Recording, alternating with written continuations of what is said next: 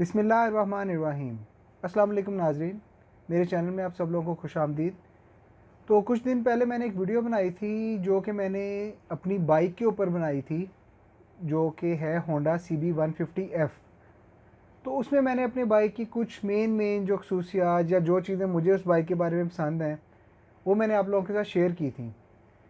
तो मुझे कुछ दोस्तों ने कहा कि जी आपने इस बाइक के बारे में सारी अच्छी बातें ही बताई, ऐसे तो हो नहीं सकता, कोई भी प्रोडक्ट है, कोई भी चीज़ है, कोई भी मोटरसाइकिल है तो उसमें सारी अच्छी बातें ही हों, ये कैसे मुमकिन है? तो आपने इस बाइक के बारे में कोई बुरी बात नहीं बताई या कोई चीज़ जो आपको नापसंद हो वो क्यों नहीं बताई? तो इस वीडियो में आप लोगों को मैं कुछ ऐसी बातें जो कि होंडा CB150F की बुराइयां कह लें, ड्रॉबैक्स कह लें, या कोई ऐसी चीज़ें जो उसमें हम कह सकते हैं कि मसले मसाइल हैं उस बाइक के बारे में, वो मैं आपसे शेयर करना चाहूँगा। तो मैंने कुछ पॉइंट्स बनाए हैं, उनके ऊपर इस वीडियो में मैं आपसे डिस्कशन करूँगा। सबसे पहला पॉइंट है ओवर प्राइस्ड। होंडा CB150F की रिसेंटली प्राइस जो है कंपनी ने फिर से बढ़ा दी है। सारी ही मोटरसाइकिलों की प्राइस बढ़ी है, यामाहा ने भी बढ़ा दी, होंडा ने भी बढ़ा दी।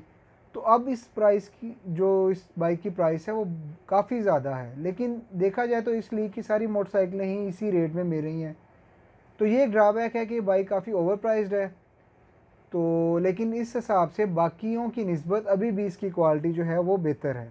सेकंड पॉइंट, इस बाइक की जो रीसेल है वो थोड़ी स्लो है as compare to other Honda products.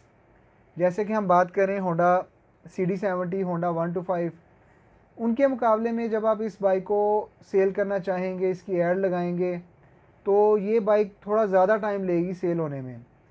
लेकिन ये याद रखें कि रीसेल वैल्यू जो है वो इसकी कम नहीं होगी, वो अदर होंडा प्रोडक्ट्स की तरह आपको पूरी ही प्राइस मिलेगी। जैसे मेरे पास जो CB150F है ये 18 मॉडल है, तब मैंने 0 मीटर ली थी 1,62,000 समथिंग में। तो अभी भी अगर मैं इसको सेल करूं तो मुझे उस प्राइस से ज़्यादा ये जो है मिल रही है, क्योंकि रुपी जो है वो डीवैल्यू हो रहा है। आप सब लोगों को पता है, नई की प्राइस बहुत ऊपर चली गई है, उस वजह से पुरानी की रीसेल वैल्यू भी अच्छी ही है, जितने की आपने ली है उससे ऊपर ही बिकेगी अगर आप लॉन्ग टर्म के लिए देखें।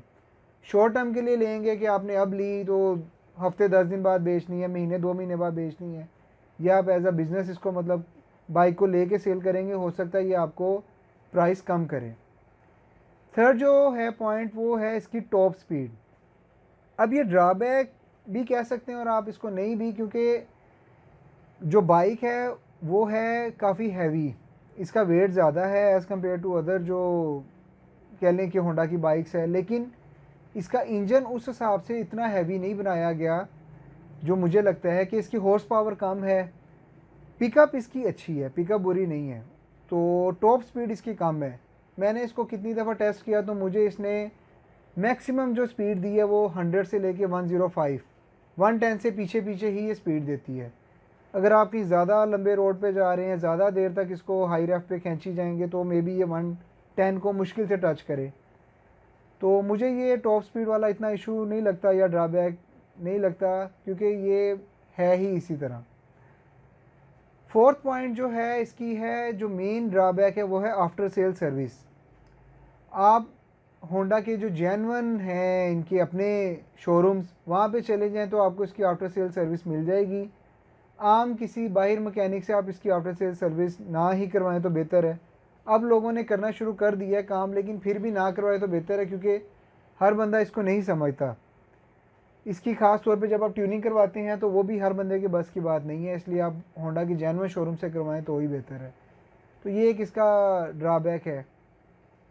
फिफ्थ जो कि वाकई में एक ड्रॉबैक है, जो इसका एक माइनस पॉइंट है, वो है इसके स्पेयर पार्ट्स की अवेलेबिलिटी। इसके स्पेयर पार्ट्स आपको आम शॉप से नहीं मिलते, आम वेंडर्स के बने हुए भी नहीं मिलते। अभी तक आपको होंडा की जेन्युइन अगर आप पार्ट्स लेते हैं तो वो सिर्फ उनके शोरूम से मिलेंगे, और कभी कभार ऐसा होता है कि जब आप शोरूम पे जाएं तो भी आपको जेन्युइन पार्ट्स जो हैं वो फौरी अवेलेबल नहीं होते। आपको वो टाइम देंगे, पार्ट्स फिर अवेलेबल करके देंगे, तो उस सारे प्रोसेस में कुछ टाइम लगता है। स्पेयर पार्ट्स की अवेलेबिलिटी एक इसके लिए ड्रॉबैक है, इस बाइक के लिए अभी तक एक इशू है।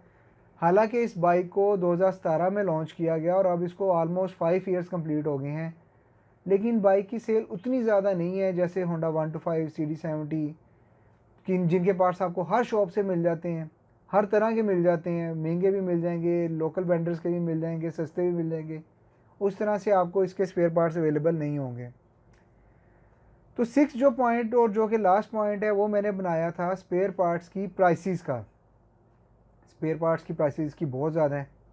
गो के बाइक भी बहुत महंगी है, लेकिन फिर भी इसके स्पेयर पार्ट्स की प्राइसेस जो हैं वो बहुत ज़्यादा हैं। जैसे मैं आपको अगर एक एग्जांपल दूं तो जब मैं इसकी ट्यूनिंग करवाता हूं, दूसरी या तीसरी ट्यूनिंग के ऊपर इसका मैं एयर फ़िल्टर चेंज करता हूं।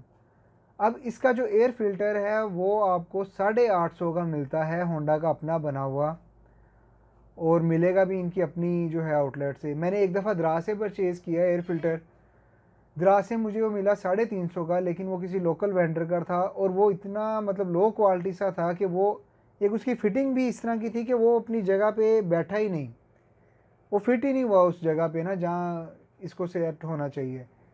तो वो मैंने एक साइड पे फेंक दिया, बस वो ज़ाया हो गया। 350 का आया था, वो किसी काम नहीं आया। इनका जेन्युइन जो है वो जब से मैं ली है बाइक वो 850 से लेके 900 के दरमियान ही मिलता है, और वो आपको हर दूसरी तीसरी ट्यूनिंग पे चेंज भी करना पड़ता है, क्योंकि छोटे शहर है तो यहाँ पे कह लें कि हवा में मिट्टी ज़रा ज़्यादा है। तो एयर फ़िल्टर कंपनी क्लेम करती है कि बहुत ज़्यादा चलेगा, 3000 4000 से 5000, लेकिन नहीं चलता। मैक्सिमम 2000 से 3000 पे आप इसको चेंज कर दें तो ही बेहतर है, काफ़ी ख़राब हो जाता है वो। तो ये एक एग्जांपल थी। इसके बाद अभी तक मुझे ज़रूरत नहीं पड़ी, लेकिन मेरे एक दोस्त ने चैन गरारी सेट चेंज करवाया है। तो इसका चैन गरारी सेट उसको कॉस्ट किया है होंडा के शोरूम से तकरीबन 4500 का। तो अगर आप 1 to 5 का चैन गरारी सेट चेंज करते हैं तो बहुत अच्छा जो है वो आपको 1000 से लेके 1500 के दरमियान मिल जाता है। तो इसका 4500 का है अगर आप होंडा के शोरूम से लें। अब एयर फ़िल्टर की एग्जांपल मैं आपको इसलिए दे रहा हूँ क्योंकि हम अगर गाड़ी का भी एयर फ़िल्टर लेते हैं ना, मेरे पास टोयोटा पासो है गाड़ी, हालांकि वो एक जैपनीज़ गाड़ी है, उसकी पार्ट्स महंगे ही मिलते हैं, लेकिन उसका एयर फ़िल्टर भी मुझे अच्छे वेंडर का जो है वो 1000 के अंदर अंदर मिल जाता है एयर फ़िल्टर। अगर मैं उनके शोरूम से लेने चला जाऊँ टोयोटा के तो फिर तो बहुत महंगा है। तो एक दफ़ा मैंने वहाँ से भी लिया था, वो 4 से 5000 का कॉस्ट करता है। लेकिन अच्छे वेंडर्स में गार्ड का ले लें या अच्छी कंपनीज़ का ले लें, होंडा के अपने जो लोग बनते हैं और कंपनीज़ के मलेशिया वगैरह के, वो भी आपको 1000 के अंदर अंदर मिल जाते हैं। तो इसका जो है एयर फ़िल्टर आलमोस्ट गाड़ी के ही रेट पे मिलता है आपको। और एक हाँ और मैं आपको एग्जांपल दूँ, स्पीडोमीटर। इसका स्पीडोमीटर, हालांकि वो इस बाइक का एक बहुत ही प्लस पॉइंट है कि स्पीडोमीटर बहुत अच्छी क्वालिटी का है। स्पीडोमीटर मुझे इसका बहुत पसंद है, जब उसमें लाइट्स चलती हैं रात के टाइम तो बहुत प्यारा लगता है। और वैसे भी वो बहुत ज़बरदस्त मतलब उसकी क्वालिटी बनाई गई है। लेकिन अगर कोई मसला बनता है, आपकी बाइक का कोई नुकसान होता है, स्पीडोमीटर आपको चेंज करना पड़ जाए, तो वो आलमोस्ट 12 से 13 हज़ार में आपको मिलता है। वो भी फौरी नहीं आपको मिलेगा, अरेंज करके ही देंगे। तो मतलब इस बाइक को लेते हुए आपको स्पेयर पार्ट्स का थोड़ा सा ये ज़हन में रखना चाहिए कि अगर अल्लाह ना करे आपके किसी स्पेयर पार्ट का कोई इशू बनता है तो आपको महंगे मिलेंगे, और मिलेंगे भी ज़रा आराम से। तो ये एक मेन ड्रॉबैक है। बाकी सारे ड्रॉबैक्स तो मतलब कह लें कि हैं भी और ड्रॉबैक नहीं भी हैं, बस वो आप इनके नेगेटिव पॉइंट्स कह सकते हैं। लेकिन ये एक मेन ड्रॉबैक्स है कि स्पेयर पार्ट्स अवेलेबल नहीं भी होते जल्दी और बहुत महंगे मिलते हैं। बाकी हर तरह से बाइक बहुत अच्छी है, मुझे यूज़ करते हुए 4 साल हो गए हैं। अल्लाह का लाख लाख शुक्र है कि मुझे कभी कोई स्पेयर पार्ट का इशू बना नहीं। इसके बैक वाला जो मरगार्ड है ना, वो प्लास्टिक का, वो मेरे से ब्रेक हो गया था, पीछे से एक रिक्शे वाले ने थोड़ा सा हिट किया था, तो वो अव्वल तो मिला ही नहीं। तो जब मिला भी तो वो द्रास पे मेरा था 22 से 2500 में, और वो भी कोई लोकल वेंडर का था।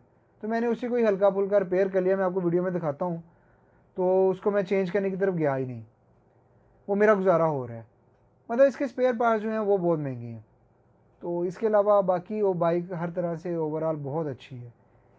तो ये थी वीडियो जो मैंने बनाई कि आपको CB150F के बारे में कुछ ड्रॉबैक्स बता सकूँ, कुछ नेगेटिव पॉइंट्स बता सकूँ। तो मज़ीद किसी वीडियो में इंशाल्लाह मुलाकात होगी। इस वीडियो को लाइक ज़रूर कीजिएगा और सब्सक्राइब चैनल को लाजमी कर लें। तो हमें अपनी दुआ में याद रखिएगा। अल्लाह हाफ़िज़।